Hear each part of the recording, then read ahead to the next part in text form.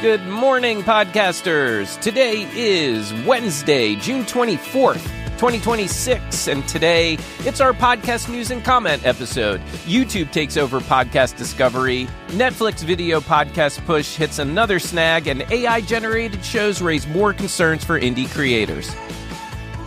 So if you're listening live on Clubhouse, hit the share button, top right-hand side of the screen, and share it however Clubhouse lets you. And if you're catching us via podcast, YouTube, etc., please share this with a fellow podcaster. And now give us about 30 seconds, and we'll get things rolling. Thanks for being here.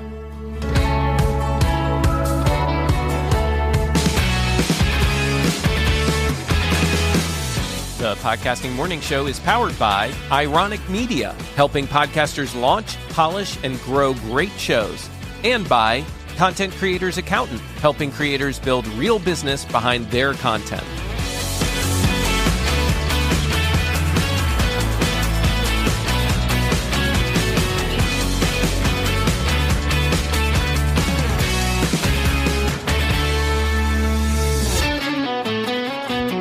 Good morning again, Podcasting Morning Show. Thank you so much for being here. I am your host, Marc Ronick. Currently on stage with me, we have my co-hosts, D.R. Fay, Ralph Estep, and Sid Meadows. Also on stage with us is Dan Schultz, a regular lately here at the Podcasting Morning Show, and BC Babbles has joined us as well. Hey, I'm watching myself here on camera. Do I look bluer than normal? Does my lighting seem to make me look bluer than I usually do? You're looking very blue to say, brother. Right? Like, I don't know what's going on. I didn't change anything. It's a lot of blueness going on there. I need some Smurf music or something as I date myself. That's it, dude. It's the Papa Smurf. Yes. You can call me Papa Smurf. It's a little addictive, sitting here tapping on people's faces. Like a video game. It is kind of. Whack-a-mole. My dad is like that with, you know, if you guys ever use like Google Maps and the little indications like police ahead or, you know, object in road. My dad is so quick on the draw, even if he's not the driver. He will, if I'm driving and he sees that pop up, his finger flies to that screen. Oh, that's cool. He's ahead of the game. Yes. Dan, welcome to the stage. Howdy. Howdy, as our friends used to say at the D&M show. My wife has been playing a game on her iPhone called Two Dots for 12 years. I just found out. Okay. And she is at the top, like playing so long. And I'm not lying, she's on level 4,894. She's like one of four people, and they have this club where they talk about this game. Wow. And I'm like, Someone drank the Kool-Aid. Oh, yeah. And she threw it up. There's a game that I play that my kids introduced me to a long time ago called, I think it's called Snake.io or Slither.io, something like that. And it's actually now on Netflix. Netflix has a bunch of mobile games now. And I think that I'm an anomaly. When I play that game, nobody beats me. It's crazy. And you play against other people. And it basically, all you have to do is you eat all these dots, all these food on the screen to help you get bigger and bigger and bigger. And you try to kill the other snakes. And when you do, you eat them, and that you get even bigger when you get to eat them once they're killed. And I just dominate every Tastes time like I chicken. play it. I feel like if there were a tournament or something like that, I could go in and win a lot of money if it existed. Maybe I need to create. If you try Ozempic, that might help you. Well, the idea is He's to dominant. get bigger. The idea is to get bigger. All right. So today it is our news and comment edition. And by the way, if you don't join us a few minutes early on Clubhouse, we always have some interesting banter that tends to occur when we're getting things ready here in the morning. We go live at 7:55 a.m. Eastern on Clubhouse. And today we were talking about games, video games, and all sorts of stuff. And my favorite, Slither.io. I'm curious if anybody still plays that game. I mean, people do, because I play against people online all the time. Okay, enough of that. Today we are Hold up. I love that game. Oh, you play it, Sid? Well, I don't really play it because I think it freaks up my computer a little bit, but I absolutely love that game and chasing those big snakes and everything. I'm glad that I know somebody else that's actually playing it. All right. I love it. I love it. Yes, I do. And I was telling everybody that I seem to be some kind of freak of nature because I never lose it. Like, I can play for hours if I allow myself. Like, I have to cut myself off because I rarely ever lose that game. I'm always like the number one spot. It sounds like he has. you. It sounds like he has laid down the gauntlet. I have. Yes, he has. But the likelihood of us being in the same world at the same time is like That's impossible. true. That's true. It just randomly places you on a board. So yeah, it's hard to play against a friend if you wanted to. Okay, enough of that. BC, did you have something you wanted to add to that? I saw you flash your pepper. Oh, now he's gone. Now he's back. Let's see. Yeah, just trying to hop on in. There he is. All right. So nothing specific to say, BC? He's trying to hop into the live stream. Oh, to the live stream. My bad. It usually makes a noise for me, but I didn't hear that today. There's BC. All right, welcome, BC. If you don't mind, hit the mute. And when you hit the mute, I'll hit this. It's time for news and comment. And the way I like to start things out is with a little bit of data for you. A helpful number to understand the amount of podcasts being created is the total number of active podcasts. These are podcasts that are still being updated and therefore actively marketing themselves. If you're making podcast episodes, you might consider this number to be your competition, quote unquote, rather than the big overall 4.6, 4.7 million podcasts that are out there in all of those directories. So as of this past week, 532,869 podcasts published at least one new episode. That's down about 0.5% from the week before. And if we look at this from a 30-day perspective, over the last 30 days, 2.2 million podcast episodes were published and change over the past 30 days. And that's down over 6% from the last month. And if you look at this chart that I look at over at podcastbusinessjournal.com, you can really see this huge decline as May rolls in, and even a little bit starting in April, but you can see a big drop. And I guess I call that the summer drop because I think a lot of us tend to take breaks. It tends to be the time of year where also downloads are lower. They're not as strong too. So a little bit of a pattern disrupt. Yes. Right? Yes. Okay. Yep. So, and yeah, of course, a reminder, if you haven't figured it out yet, we're kind of contributing to this drop in episodes published because we're at an abbreviated schedule this summer, going Tuesdays, Wednesdays, and Thursdays. All right. With that, DR, please go to your 2 top 5 lists. I sure will. Okay. So the first top 5 list is Apple's top 5 podcasts that are courses. You know, we forget a lot of times that podcasts is a free way to take some courses. So here are the top 5. Number 5 is The Clinical Problem Solvers. Number 4 is Divine Intervention Podcasts, and it's spelled with an S at the end. Number 3 is Resilient Parenting with Dr. Kate. Number 2 is Scriptures Are Real. And the number 1 podcast is Econ Talk. And by the way, Econ Talk does not have a description. And it's number 1. Yeah, no podcast description whatsoever. Really weird. Okay. What the heck? All right, That's just too weird. Guess it doesn't need one. Well, Lottie frickin' dog. Okay. Okay, and now the second one is from YouTube. You know them, you love them. But you know, YouTube is always a little bit behind. Mm-hmm. So this is from June 8th to June 14th. Okay. So number 5 is Rotten Mango. Number 4 is Financial Audit with Caleb Hammer. And hammer is the right word because he hammers his guests. Uh-huh.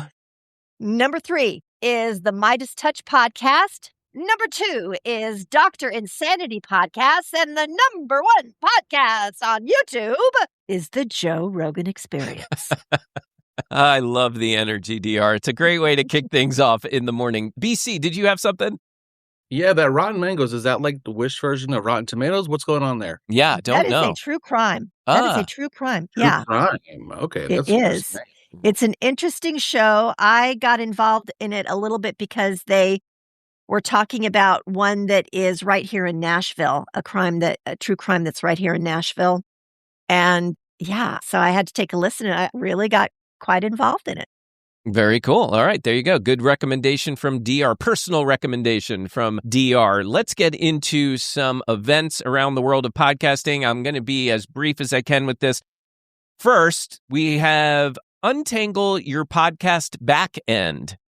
That sounds a little weird if you think about it in some other ways. It's a live Q&A clinic, and it's by the Business and Podcasting Society for Female Entrepreneurs.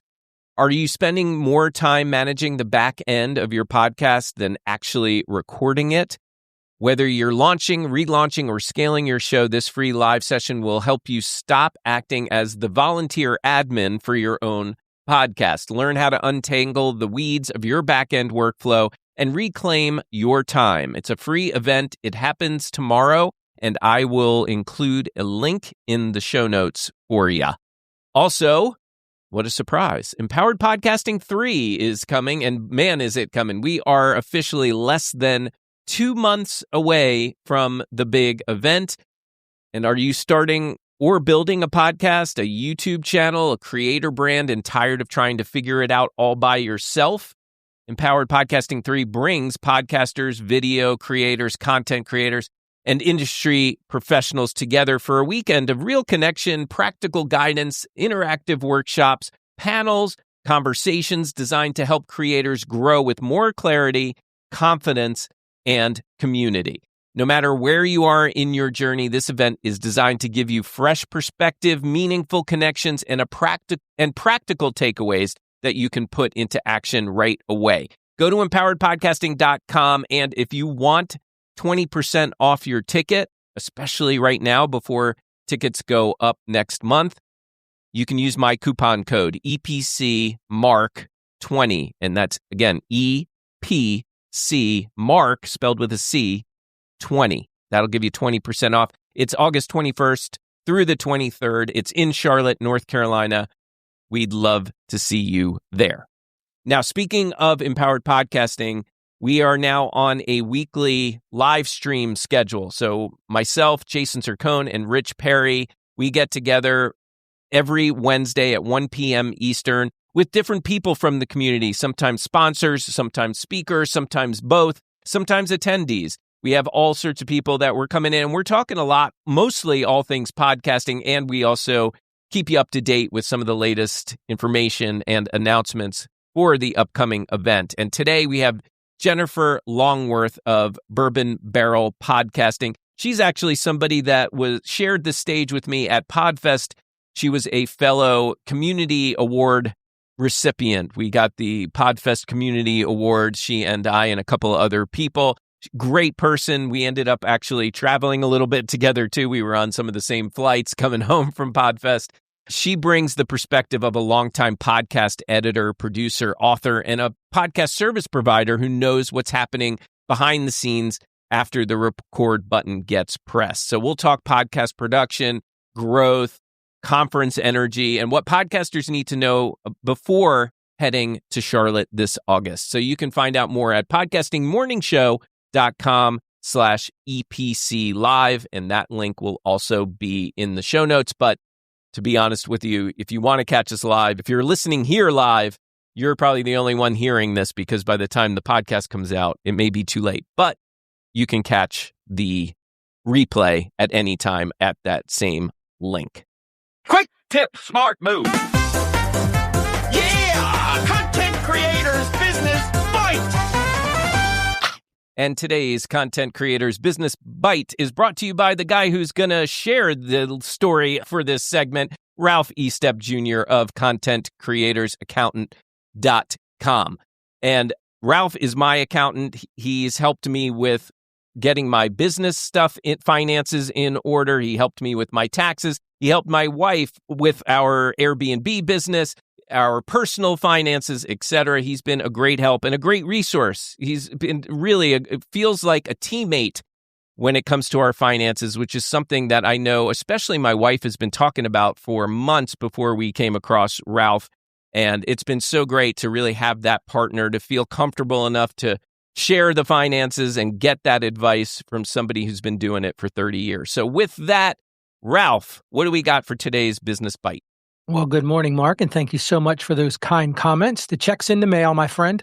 Just kidding. Now, today I want to have a business bite about a piece I read in Pod News this week, and it was actually a very great piece. It was written by an author. Her name is Lash Moodley. Now, she's a podcast sponsorship strategist, and here was her headline. It says, Beyond CPM, Surviving the New Measurement Era. And I want to unpack this for you this morning because it's not just about podcast ads. It's actually about the economics behind what we're building. And here's the central problem that she alliterates. Good measurement isn't enough. This new industry framework, we've talked about it on the show, the AMP, the audio measurement protocol, it's going to standardize podcast performance measurements across platforms, which sounds like a good thing because the industry is claiming there's $1 billion in ad demand sitting on the sidelines. And this AMP is supposed to unlock that money. The idea is better data gives advertisers confidence with more dollars flowing in. And that sounds great, right? But here's the problem. Better measurement doesn't mean the money flows to you. Here's the reality she talks about in her article. It's what she calls the podcast revenue pyramid. The IAB and PwC benchmarks, industry numbers, those aren't my opinion. Those are actual numbers. And here's what it shows. The top 1% institutional network-backed shows, they're getting 70 to 80% of all podcast ad dollars. So the top 10%, if you take that of the industry, are getting 95% of the total ad spend. That bottom 90% of podcasters is splitting that remaining 5%.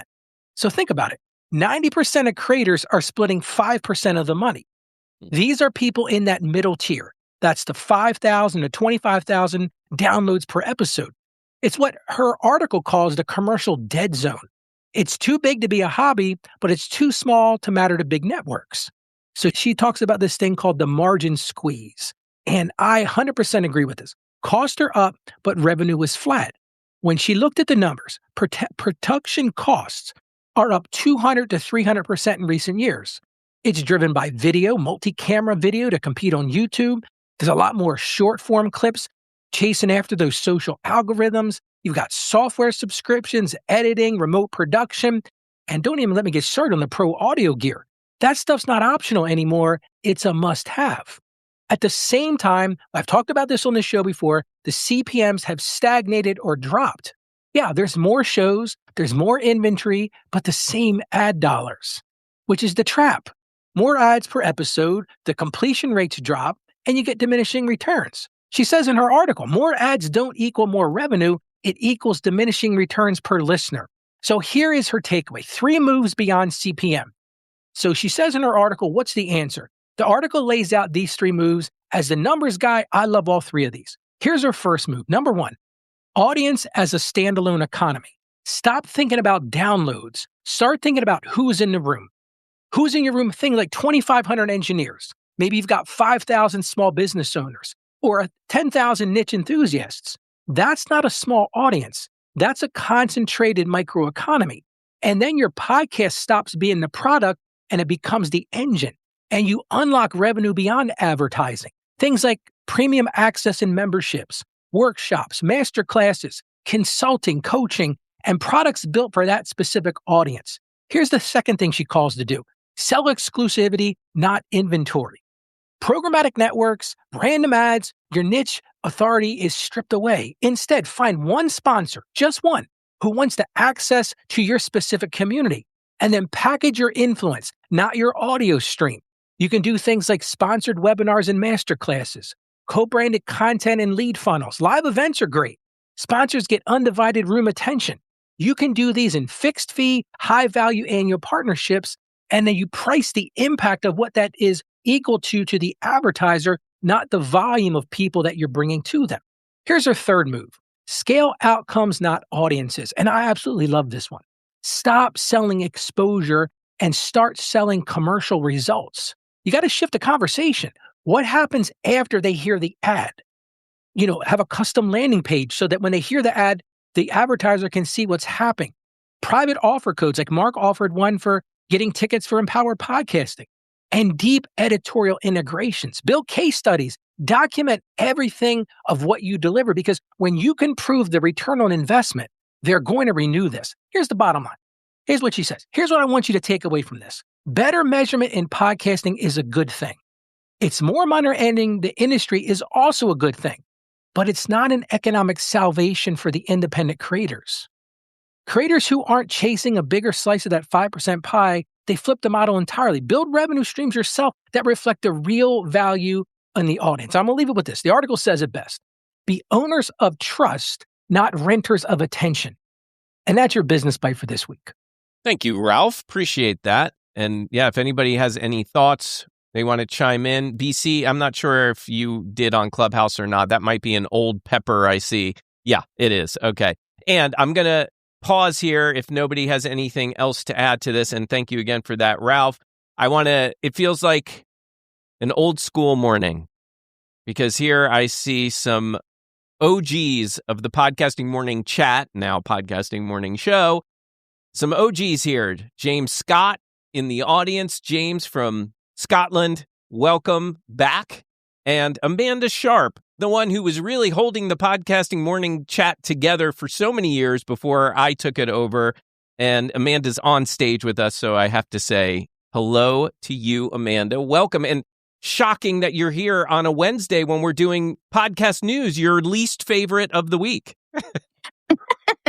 Well, I did get your text admittedly late. So when I woke up this morning, I said, I'm going to rearrange my morning a little bit. While I don't love the news, I do love all you. So I at least wanted to pop in and say good morning and hello. And it's good to see you. Great to see you. Okay. And yeah, go ahead, Sid. I just thought my chair. I'm looking at my computer doing something. I'm multitasking because it's news. And I look down at my screen and I see Amanda below me, and I just literally about fell out of my chair. Good morning, friend. It is so great to have to see you. I saw you sneak in yesterday too, by the way. Yes. And there was an interview going on. So I obviously was not going to interrupt that, but it was still fun to just be in the room and listen.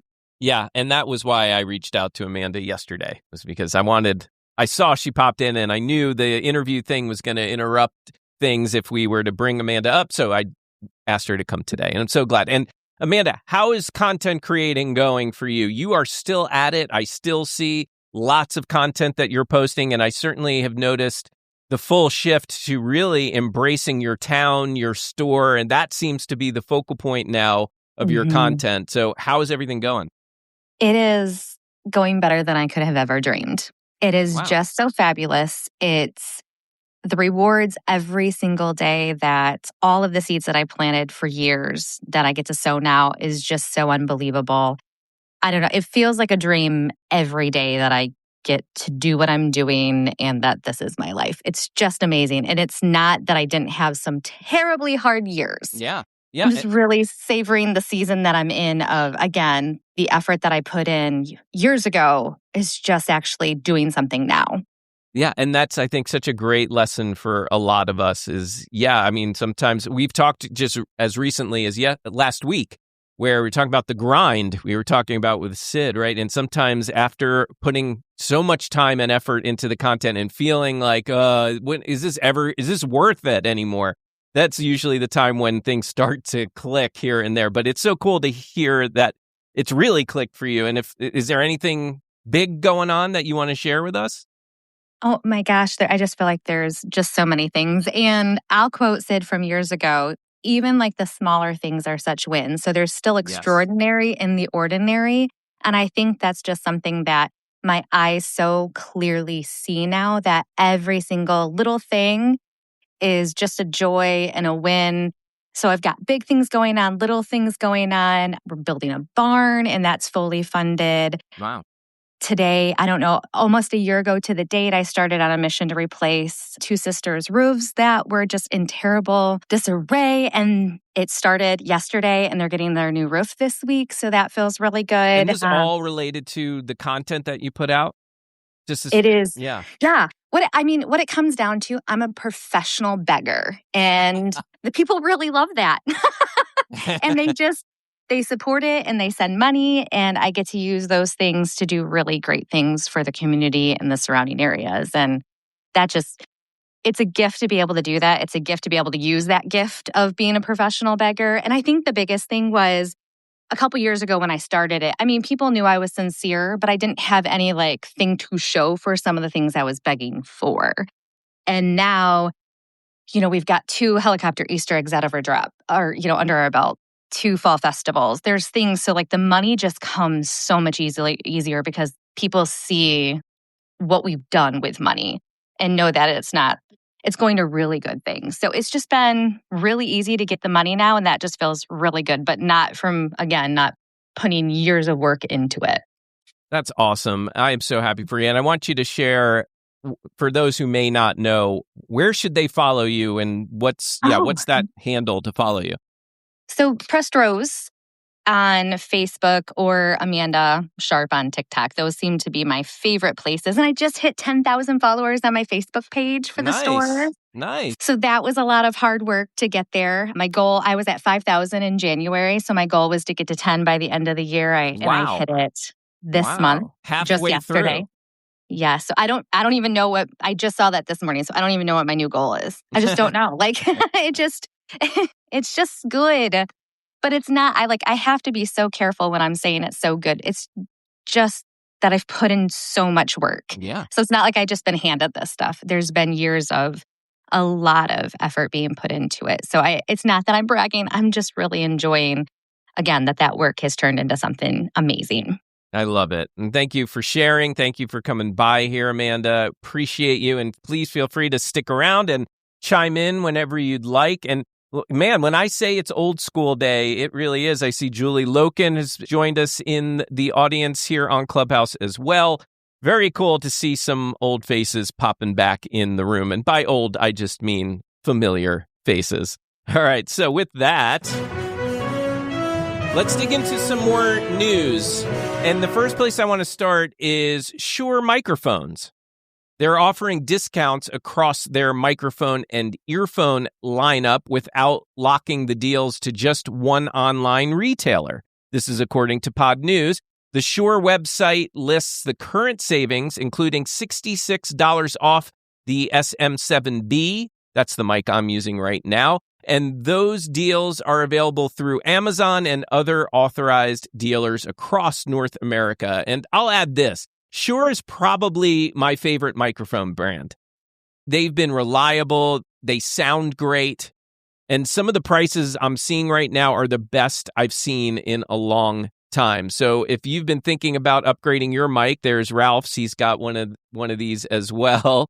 This might be one of those moments where waiting could cost you. So if Shure microphones, if you like the mic that I'm using right now, think it sounds good, or you've been eyeballing maybe the MV7, this is your chance. Because, again, I have not seen prices this low for quite a while. It's Prime Days, isn't it? I think it's in line with Yeah. Prime Day, yes. Yeah. But they're not just offering it on Amazon, those discounts. You can get them all at shure.com/ I'll put this in the show notes, but /EN-US/special-offer. So not the most convenient URL, but there you go. Go check that out, and we will put that in the show notes as well. Let's see here. Next for you, Pod News is also reporting recently that a new AI podcast company called Fastcast is flooding podcast directories with hundreds of AI-generated shows. I just realized I was going to do this more toward the end, but oh well, here we are. The company now has over 600 shows under the Daily News Now brand, all hosted by an AI voice called Corey with the Story, and it's now selling sponsorships across individual categories. The episodes are short, timely updates, which means Fastcast is clearly betting on volume, speed, and niche targeting. But here's where it gets interesting for podcasters, if it hasn't gotten interesting already. Unlike Inception Point AI, another AI podcast company we've talked about before, Fastcast does acknowledge in its episodes that the content is AI generated, which keeps it in line with Apple Podcasts' current guidelines. Meanwhile, Pod News notes that Inception Point AI said on the Podcast Advertising Playbook podcast that it has decided not to include an audio acknowledgement for shorter shows. So now the question becomes, as AI-generated podcasts keep multiplying, will transparency become the trust builder or just another box companies check while they pump more synthetic content into the feed? So I know that many people in this community have strong opinions on AI-generated podcasts. If a podcast is completely transparent about their content being fully AI-generated, do you still have a problem with it? I'm curious. Ralph, I see you're shaking your head no. What are your No, I think if you disclose it and people want to listen to that, I say, hey, amen, enjoy. I think it just needs to be clearly delineated. That's what it is. Because, as Rob Walsh said a very good point yesterday, he said some things people aren't going to make. You're not going to have somebody sitting there and making local podcasts for weather forecast or for super down, stuff that's just repeatable information. Like, how's the ski report today, Chuck? That's totally cool. I think as long as, and honestly, to be blunt, like, I don't even know if you have to disclose it because most people can figure that out too, just by listening to it. But I think you go the extra mile by putting a little tag at the front. This is AI generated content. If people still get value in it, then, hey, that's fantastic. Go ahead, Dan. Yeah, people, people don't seem to care. I mean, as much as I think you should always tell people when you're using AI, people don't seem to care. Like, I remember how annoyed I was about a year and a half ago watching TikTok when all of a sudden I'd hear that one guy's voice. Everyone knows the guy. There's like a billion that guy's voice or that girl's voice. Uh-huh. It's the same dude. Everyone's like, oh, Jesus, this guy again. And it's like you instantly know that this is an AI voice because if he says, I read the book the other day, he might end up saying, I read the book the other day. Like, they're right. Using words, and it's like everything is ridiculous. But here's the biggest issue, and it's really good that this company, Fastcast, I guess you said, is actually coming out and saying, okay, we're AI, that's good. And Inception Point isn't. And all of that kind of stuff is neat. But there are far more black hat types of people out there who will never do it. It's just another way for them to quickly try to game a system, game an algorithm, and try to make some quick money and leave. And this happens in marketing over and over and over again. And this is why it's really, like, I'm a marketer at heart. It's what I've been doing for 35 years.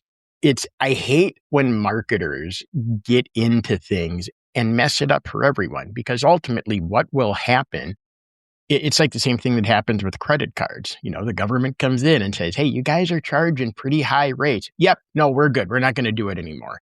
Then they keep doing it. And the government comes in and will say, hey, you guys are really charging a lot of extra fees and extra rates. Don't worry about it. Well, okay, because if you don't knock it off, we're going to come in and lay some rules down. Yep. We got you, boss. And then they keep messing around.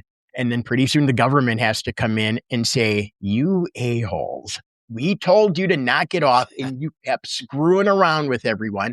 Now, here are the rules you have to live by. It's happened with banks. It's happened with advertising. It's happened with, like any niche, telemarketing, text marketing, anything like that.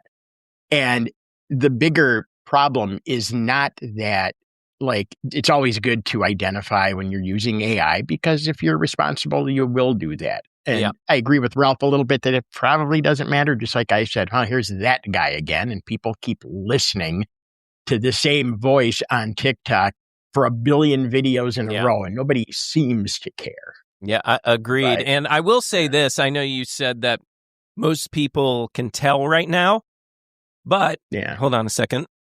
That's a giveaway right there, Marc. Yeah, right. There's the real human thing right there. That's right. But at the same time, I think as it improves, it's going to be harder and harder to tell. So I think right now it's important to, identify those shows, because if we're not doing it now, it's going to be way too late later down the road, because I really believe at some point it's going to be almost impossible to tell the difference.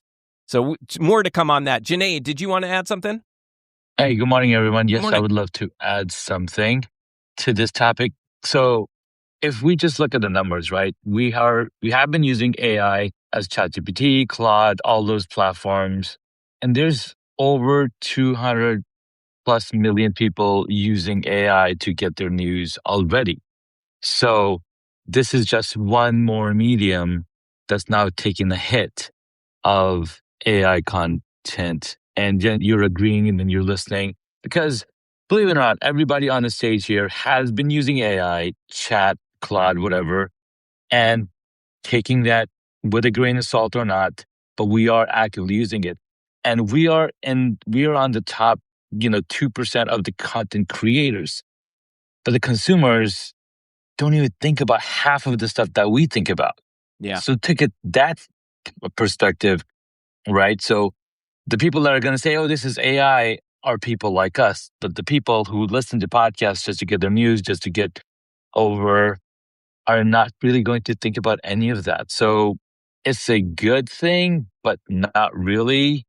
I don't know. I think we're heading towards the Matrix. Who knows? Yeah, well, I can't argue with that. BC, I'm going to give you the final word. Yeah, well, you know what? I was trying to find a way to redact my pepper. I was going to say, I think it depends on whether or not the podcast is promoting some kind of sale of something. A lot of what I've been reading kind of really suggests this kind of counterweight with AI's advent to the trust economy of the audience. But I think that's more business in general. So I think maybe niching that argument down to podcasts might not stand as well. But that's the trend I've been seeing when looking at business development, is that even though there's a lot of presumption that using AI to optimize this process or that process seems to be the best solution for businesses, it doesn't promise a positive correlation with audience trust. But again, that might be too broad of an argument for the niched podcast argument. Thank you, BC. Appreciate that. Appreciate the final word on that story. DR, you have the next story. Go for it. I do. I just wanted to acknowledge James has come from the audience on stage. So yes, and same with Rez as well. Yeah. Yes. Yeah, so I just wanted to acknowledge that a little bit. So, Black voices are reshaping podcast growth. A new Forbes piece argues that Black podcasting is becoming a real trend, with Black-led shows outperforming expectations even without the same media exposure, marketing money, or institutional support that larger podcast brands often get. The growth appears to be driven by community loyalty, authentic voices, and creators building direct relationships with audiences instead of waiting for industry gatekeepers to open the door. The article points to Black podcasting as a space where cultural connection and audience trust are doing the heavy lifting. Instead of relying on traditional promotion, many shows are growing through word of mouth, digital communities, live events, and targeted advertising. That makes this less about a temporary spotlight and more about a shift in where podcasts influence is being built. As podcasting keeps talking about growth, this story shows where some of that growth is actually coming from.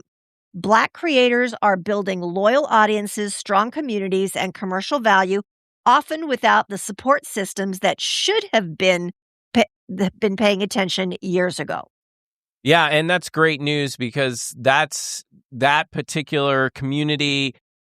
I've seen so many people trying to bring that community forward in podcasting. I know some of the people over at the Black Podcasters Association, and I know it's a very strong community that Corey's built over there. And it's great to see. I'm not saying that necessarily it's all to do with the BPA, but at the same time, it's great to see that this community has formed into something formal and that they're really supporting each other and really lifting up the Black community in this space. I think it's long overdue and really excited to see that article from Forbes. Thank you, DR. And I'm trying to see here if I need to make a pivot or not. But BC, did you have something else? Yeah, a quick question, clarifying question. So are these shows that are choosing to stay indie and or DIY without becoming like corporate exclusive shows? Forbes piece did not address that. It just, it did not address that. Yeah, but I think it was definitely sharing how this community is, in fact, really doing this independently more so than anything. Yeah.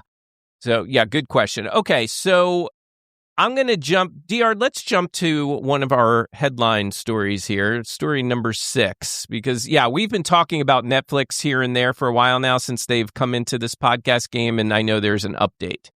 Yeah. So podcast video may need more than a Netflix logo. Netflix's big video podcast push may not be delivering the kind of engagement the streamer hoped for.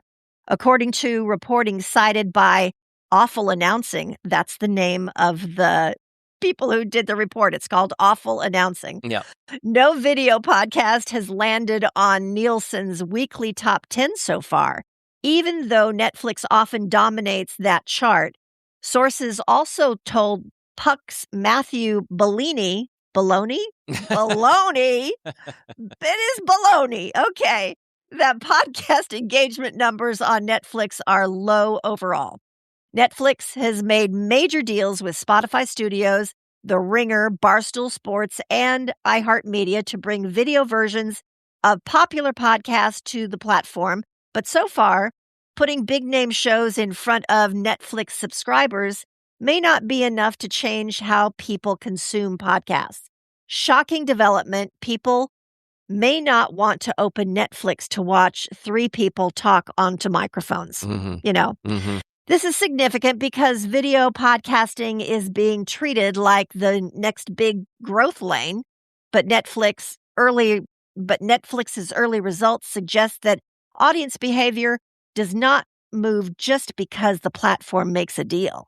If fans already listen to Spotify, Apple, YouTube, or podcast apps, Netflix may need more than access to change the habit.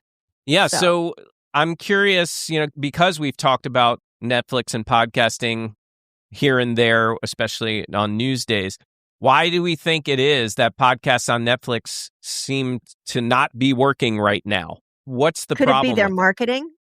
Well, I was thinking about that. That could definitely be one of the things, right? Like they're not really doing a good job of promoting it. I think that's where a lot of this could start. Dan, I see you wanted to chime in as one of our marketing people here. Yeah, I mean, ultimately, Netflix probably isn't going to make a change because they don't care, because that's not their business model. Their business model is, we got a bunch of stuff here, and we are asking you to pay $20 a month. And if we need to throw some podcasts in, will that push you over the edge? I mean, we already got good TV shows, good movies, good documentaries. How about if we throw some video games in? Will that help you? I mean, it's all getting pushed over the edge to where the consumer thinks $19.99 is a good deal. It's what built, HBO and everything. So like, we can't look at it as like, well, they better learn how to deliver really great podcasts and what their audience really wants. Their audience just wants a reason to pay $19.99 when their spouse is saying, like, do we have to have Hulu and Netflix and Prime that sounds and like this my and Brian. this? It's exactly what Brian says. Your husband? Yeah. And yes. Yeah. And it's because you are the problem.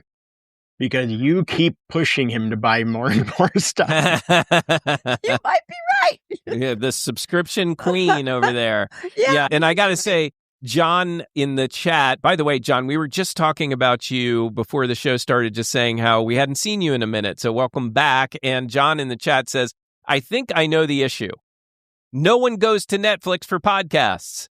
And yes, I agree with you there. And again, I would say if they were actually promoting it, maybe that would help a little bit.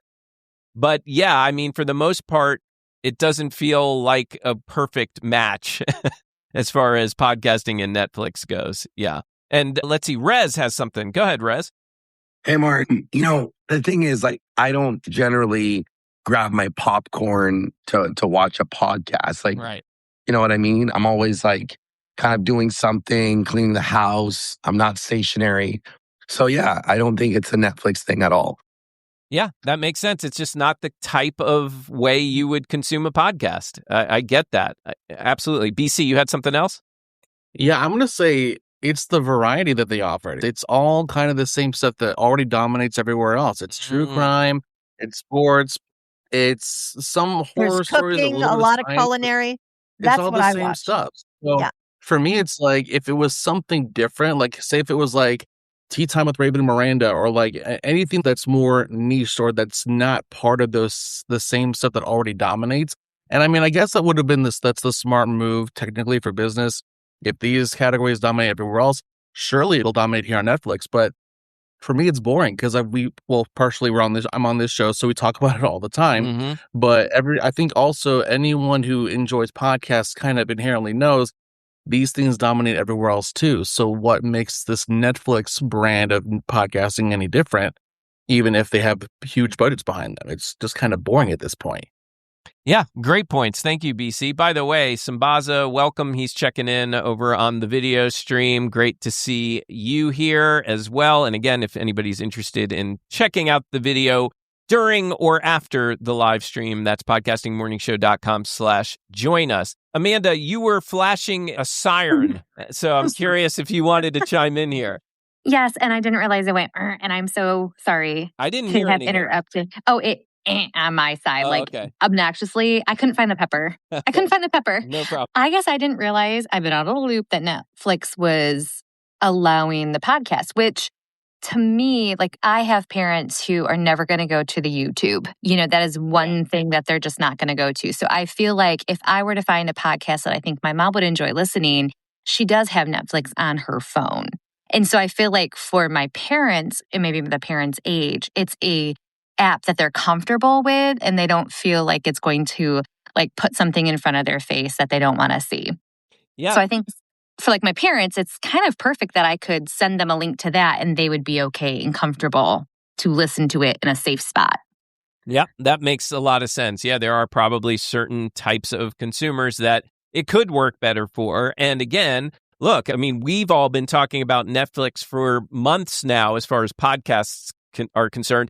Yet, like Amanda didn't even know yet, right? People still have no clue that this is something that's offered on Netflix. So I go back to, again, if Netflix, to Dan's point, if they really care, then I think they need to do a better job marketing this, right? But I get what Dan's saying too. This is their way of saying, hey, you know, we offer so much for that $20 a month. What are you talking about? You want it less? Why? We give you podcasts too and video games and all this stuff. But the truth is, do we really want it in the first place? Is that what people want from Netflix? So more to come there. Okay, let's see. We do have some time here, so let me share this story. And again, this is something that I know we talk about often here and there. Is YouTube podcasting's new front door? And certainly we've talked about some places where it says it is, some places where it says it isn't. But a new report from Sounds Profitable and Jar Podcast Solutions says podcast discovery is officially no longer mainly happening inside podcast apps. According to their research, 40% of listeners said they discovered their favorite podcast on YouTube, which was more than double any other individual source. YouTube was also named the most used podcast platform by 40% of listeners. Isn't that interesting? Ahead of Spotify at 18% and Apple Podcasts at 11%. And when you add social platforms like Facebook, TikTok, and Instagram into the mix, 61% of listeners said they discovered their favorite podcast through either YouTube or social media. So for indie podcasters, that's the part that should make everybody sit up a little straighter. Discovery is moving toward the places where people already spend their time, not necessarily the places where podcasters have traditionally focused their energy. And just a couple of other little stats if you're interested. For example, TikTok discovery, according to this research, is much stronger with younger listeners, which matters for creators trying to reach that audience of, say, under 35 years old. Spotify discovered listeners were described as highly engaged and brand responsive, which could matter for creators who care about sponsor value. Apple Podcasts still appears useful for reaching more affluent audio-first listeners, especially in categories like news and tech. Let me see if there's anything else. Yeah, I think that those are the highlights from the article. So Where do you think, I'm curious if anybody would be willing to share, and if you know, or even if you just have a hunch, where do you think most people are discovering your show right now? Is it YouTube? Is it TikTok? Is it word of mouth? Yeah, Sid, go ahead. So this is a really great question. And growth is something I've been really focused on this year. I will tell you that I believe the most effective, I'm going to put them in order. The most effective is just, there's no science behind this, by the way. Okay, so let's be clear. I believe the most effective for me is simply telling somebody about my show. And I try to do that every day. I try to talk about my show to one person every day. The second is the referral, where somebody is sharing an episode with someone else, sharing it on social platforms. The third, we have seen an increase in views, and we can't directly correlate it yet to plays on Apple or Spotify or the other platforms. When we post YouTube shorts, we do see an uptick in reach, and we can't correlate it directly, but definitely I believe that YouTube is providing some reach. And then fourth, I'm going to say is we've been really focused on what's inside the podcast players. So what are we putting inside of Buzzsprout? I made a change this morning. Get really irritated when I go out and search my keywords and I'm not really showing up the way I want to show up. So this morning I went in and outside of my name, I added a tagline, not my name, sorry. Next to the title of the show, I added a tagline to see if that has it's keyword rich, that hopefully will help us get discovered, because I know that's what Apple and Spotify look at first is the title. And I'm not going to change the name of my show. So I added a short tagline there, and I'll try it next week and see how I'm showing up next week. So that's my thoughts. Okay, I love it. Thank you, Sid, for that detailed explanation. I think that's really helpful. And what we're going to do is Ralph's going to share how his show gets discovered most. And before we hear from him, I want to hear from Rez, who wanted to chime in. Go ahead, Rez. Thanks, Mark. Basically, I just wanted to, I don't have any evidence for the data, but for me, it's certainly Instagram is the number one way. Like, I don't find myself going to YouTube a lot unless I know what I'm searching for. Whereas Instagram, like, I'm just scrolling through the feed and different stuff pops up. So to me, it just makes the most sense. I don't know. What's your take on that? Yeah, okay. So I appreciate that from the other side of things, right? This is how Rez finds podcasts, and he's saying that the most popular platform he goes to is Instagram. And yeah, that makes sense. I think, honestly, Rez, it's probably the same for me too. I think I discover new podcasts most from Instagram and TikTok, because I see the clips, and if they catch my attention and I'm really interested in what they're talking about, yeah, I'll probably go and check out their podcast. You know, I know a lot of people say, oh, people aren't going to leave the platform, you know, that a short form content platform to go to a long form. But I'm just saying, my personal thing, that's how I do it. That's where I find it. Those clips are like commercials for me. And if they get me, then I'm going to go. I may not subscribe right away, but I'll probably go and check out the episode where I was just hooked. Yeah, absolutely. All right, Ralph. So how are you discovered most? So I take a lot different approach to this. I throw money at it, to be blunt. And I have done a ton of advertising. Right now, I'm in the midst of a big Player FM purchase. Oh. And the numbers have been amazing. Like, I am just seeing numbers at 3,000% increase in subscribers, 3,000% increase in the number of downloads. And these aren't big buys. I mean, these are like, I use the term big buy. They're $500 15-day buys. Okay. And the numbers, and what I thought was going to happen, Mark, is I thought as soon as the ad was over, the numbers were going to fall off, but they're not. And the other thing I'm seeing is when I dig into the data, that's one of the beauties about the host company. I use Captivate, not that I'm plugging them, but they're really good statistics. When I look at the stats, I can see where the listeners are coming from. And they're not from foreign countries. They're not from particular cities. They are well distributed across the whole platform. So to me, that speaks volumes. It's not just some bot farm that's eating up these things. So for me, that's the way I've grown my exposure and my audience. That's not for everybody.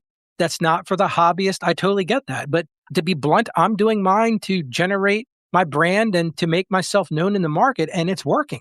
Yeah. And it works. So, I mean, but I'm throwing money at it, to be blunt. Yeah. And I don't have a problem with that. And I honestly, it bothers me when people do have a problem with that, right? And I think that those people that have a problem with podcasters and creators putting money into advertising, I think that a lot of times, not everyone, but I think a lot of times it's not jealousy, but it's more like, well, I'm not able to do it. Why are you able to do it, right? Like, I think there's a little bit of that sometimes that plays into it. Well, and I agree, because if you think about it, if you have a brick and mortar store, if you're Home Depot or Lowe's, or you have a restaurant, what do? You advertise.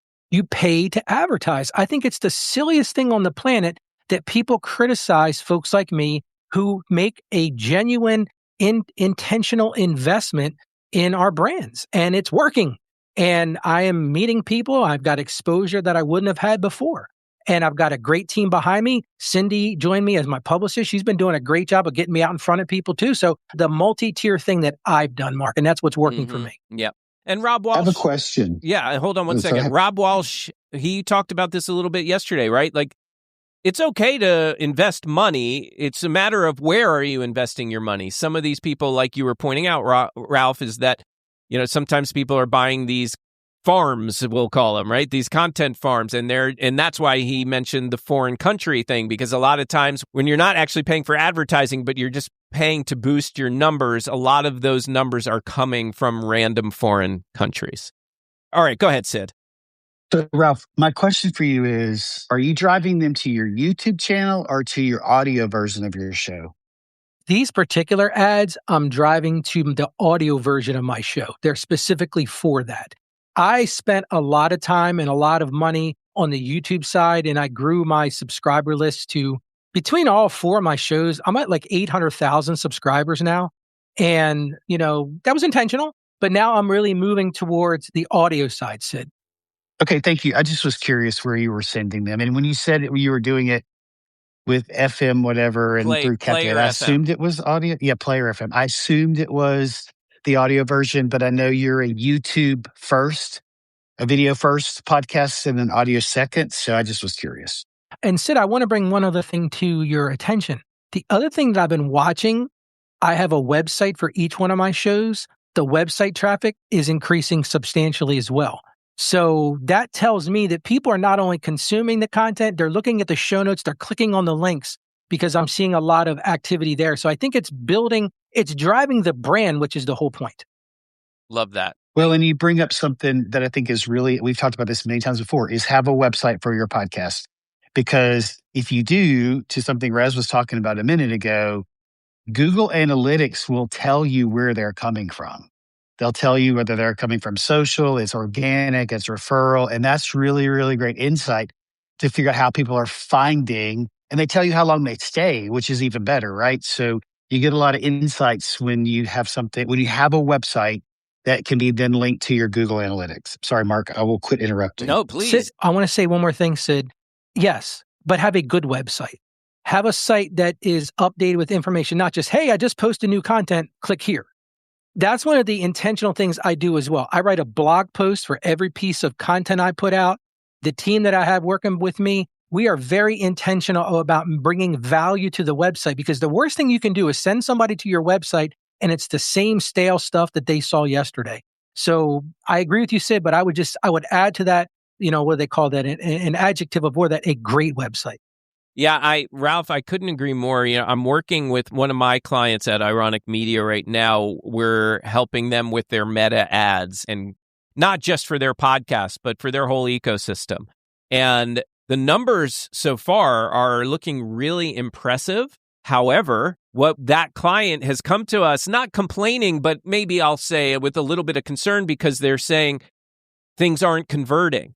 And I'm saying, well, but here's the deal. The numbers show that we're sending people there, and Meta is sending lots of people there. So maybe we need to stop and rethink the website. What's happening? Why are they there and then going away? Right? Because the idea is we're trying to do this as lead magnets, where people will drop their email address for something in return. And people aren't dropping their email address, but clearly they're interested because they're clicking through to go there. Why aren't they then leaving the email address? So that's a really important point. route. Yeah, and that's where you probably have an issue with your landing page, because I've learned that the hard way too, is the landing page is not committing. And that's just numbers you got to look at. You know that as well as I do, Mark. Oh, we got people here, but they didn't do anything with it. We got to update our landing page and see why that is. Yep, 100%. So, yeah. And I said I was going to quit. I'm not. That's okay. I love it. Go ahead. This is an excellent use case for AI to analyze your data of what's happening on your website. Mm-hmm. Grab your Google Analytics, export it to a CSV file.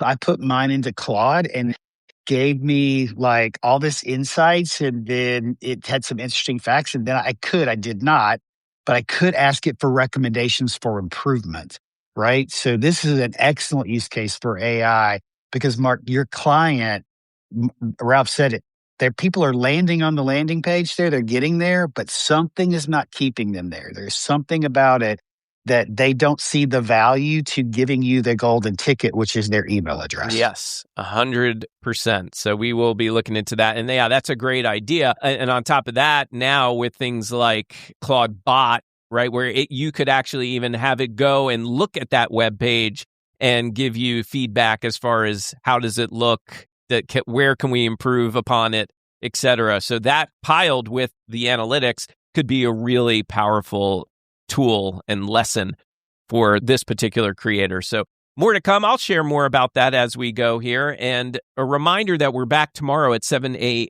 a.m. I'm still using the old time, 8 a.m. Eastern time. And tomorrow we'll be opening up the mailbag. We're going to probably be talking a little bit about cover art. That one has come up in the mailbag. So we're going to revisit really the do's and don'ts of episode cover art and series cover art or cover images, however you like to put it. So come join us tomorrow, 8 a.m. Eastern at podcastingmorningshow.com/join us. And until then, make it a great day, everybody. Take care.